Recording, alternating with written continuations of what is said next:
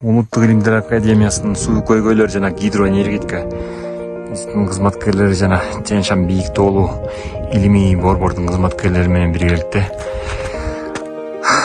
ар бир айдын башында пландык түрдө аткарылуучу мөңгүлөргө байкоо жүргүзгөнү келдик.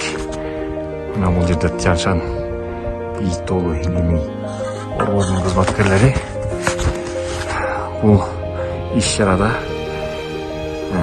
снегосъемка жана кардын калыңдыгын зондирование кылабыз.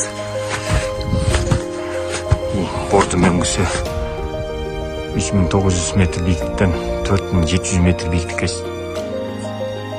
жайгашкан. Мына бул жерден бул мөңгүдөн 5 шурф казабыз. Бул шурф казганда кардын калыңдыгын канча тыгыздыгын өлчөп жазып кетебиз. Ушул снегосъемканын негизинде жылдын аягында маз балансты эсептеп чыгарабыз. Эртең Сарытоо мөңгүсүнө байкоо жүргүзгөн чыгабыз. Сарытоо мөңгүсү тоонун аркы кыркасында жайгашкан. Кардын калыңдыгы канча экен? 85-90 экен. Ичинде өйдө жылабыз.